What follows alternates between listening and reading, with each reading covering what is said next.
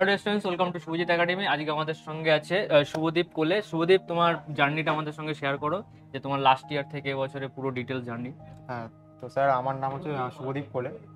তো আমি আগের বছর এইচএস পাস আউট হয়েছিলাম এবং আগের বছর আমি যখন ডাব্লিউবিজি দিয়েছিলাম, যেই মেন্সও দিয়েছিলাম, অ্যাডভান্সের জন্য কোয়ালিফাই করেছিলাম। আগের বছর অ্যাডভান্স কোয়ালিফাই হয়ে গেছিল। হ্যাঁ, কোয়ালিফাই মানে জাস্ট কোয়ালিফাই হয়েছিল আর কি। তো আগের বছরে আমার মনে আছে মেন্সে বোধহয় র্যাঙ্ক ছিল 1 লাখের কাছাকাছি, 93.3% মতো, মানে জাস্ট কোয়ালিফাই করেছিলাম। হ্যাঁ। আর ডাব্লিউবিজিতে স্কোর ছিল হচ্ছে 57.66। মার্কস কত? 57. 7.66 মানে আমার স্কোর হয়েছিল। আর তাতে আমার র্যাঙ্ক 57.66 মার্কস। আমাদের র্যাঙ্ক কত এসেছিল? র্যাঙ্ক এসেছিল হচ্ছে 3615। 3615।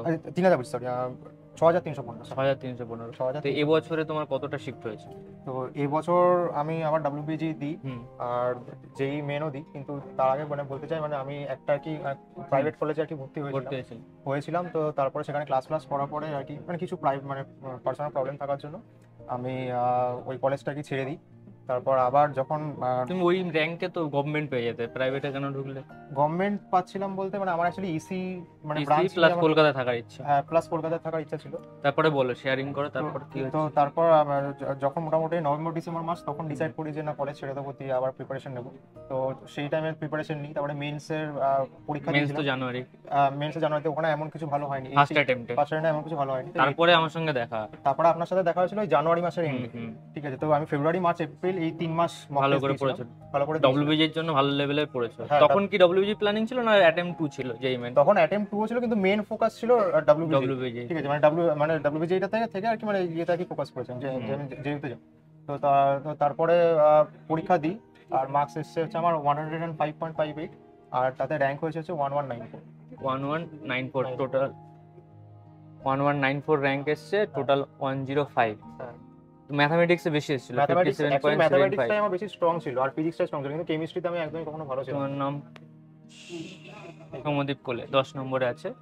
তো টিএফডব্লিউ আছে কি? হ্যাঁ, টিএফডব্লিউ 125 আছে।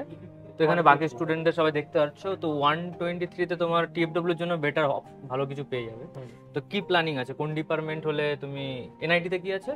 এনআইটিতে ভালো হয়নি আমার, ওখানে 93.5% মতো। আচ্ছা, আইএসটি শিবপুর হয়েছে, শিবপুরে আমার হয়নি। তার মানে মেন এখন ডব্লিউবিজি উপর বেস করে যাদবপুর। এই যে এক্সামের চলাকালীন যে এত এক্সামের অবস্থায় তোমার কি মনে হয়েছিল যে মক টেস্ট দেয়াতে যে মার্কস এসছে আর ডব্লিউবিজিতে যে পেপার, ওই টাইমের ফিলিংসটা বলো। এক্সামের দিনের ফিলিংস বলতে, মানে এখানে তো প্রায় মক টেস্ট দিয়েছিলাম, প্রায় 10টা থেকে 12টার মতো মক টেস্ট দিয়েছিলাম। তো এক্সামের দিন যখন দিয়েছিলাম, মানে দেখতে গেলে রিয়েল টাইম ফিলিং যেটা এখানে মক টেস্টে দিয়েছিলাম, অলমোস্ট সেম ফিলিং পেয়েছিলাম। ঠিক আছে, ফার্স্টে যখন মানে প্রথম যখন পেপারটা পাই ম্যাথমেটিক্স, তখন একটুখানি আর কি নার্ভাস হয়ে গেছিল, কিন্তু তারপরে ঠিকঠাক হয়ে গেছিল। তারপরে মানে পেপার কিরকম, এখান থেকে টাফ এসেছিল না ইজি এসেছিল? মানে এই বছরের পেপারটা দেখতে গেলে মানে আগের বছর থেকে তো ডেফিনেটলি ইজি। এখানে তোমার মার্কস কিরকম আসতো? 10টা মক টেস্ট এভারেজ স্কোর মোটামুটি 80। কোনোদিন 100 এর উপর ওঠেনি তো? না, হাইয়েস্ট আমার মনে আছে 96 এসেছিল। তো ওর থেকে তোমার বেশি আসছে। হ্যাঁ, ওর থেকে মোটামুটি বেশি এসেছে। এই নেক্সট ইয়ারের স্টুডেন্টরা কি করে এই ডবল জাম্প করবে? তো নেক্সট ইয়ারে এর জন্য যেটা ফার্স্ট বলছে যে মক টেস্ট মাস্ট দিতেই হবে। মক টেস্ট দিতেই হবে। তার সাথে সাথে ডাব্লিউবিজি যে পিওয়াইকিউ প্র্যাকটিস আর কি, যে কোনো একটা বুক আর কি কিনে নিয়ে, বা যে কোনো আর কি মানে ওয়েবসাইটেতেই আর কি পাওয়া যায়। তো ওই প্রিভিয়াস ইয়ারের আর কি কোশ্চেন্সগুলো পুরো 5 ইয়ার্স হোক 10 ইয়ার্স হোক, একদম মানে ঝেড়ে যদি আর কি কেউ প্র্যাকটিস করে তো ডেফিনেটলি হয়ে যেত। তো এই তোমার ভিতরে কোনো সিক্রেট কিছু বলতে চাও? সিক্রেট ইন দ্য সেন্স, মানে তুমি এমন কি করেছো প্রিপারেশন টাইমে?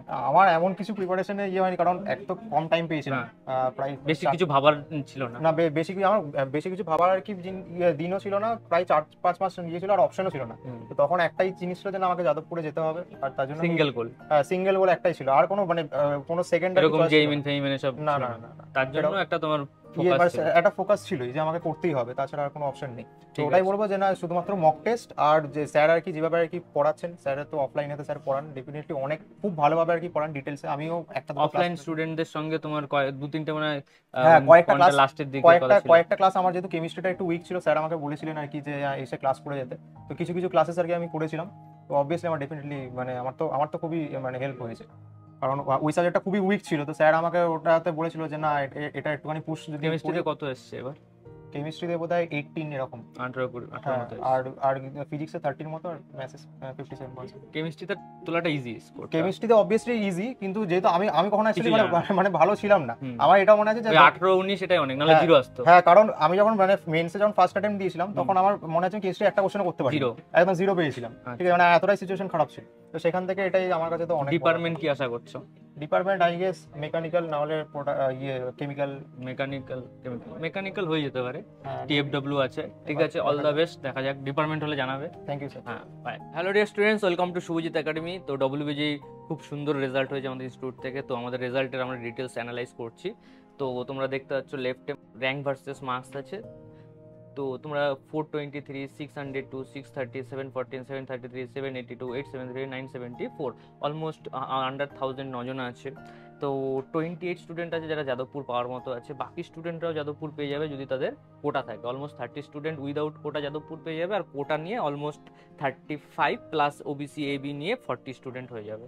তো এখানে দেখতে পাচ্ছ আন্ডার 2500 এত স্টুডেন্ট আছে যাদের যাদবপুর ইউনিভার্সিটি শিওর হয়ে যাচ্ছে without quota, plus with quota কিছু এসসি স্টুডেন্টরা যাদবপুর পেয়ে যাবে। এরা যাদবপুর ছাড়াও CU, Kalyani government college, Jalpaiguri government কলেজে অ্যাডমিশন নিতে পারবে।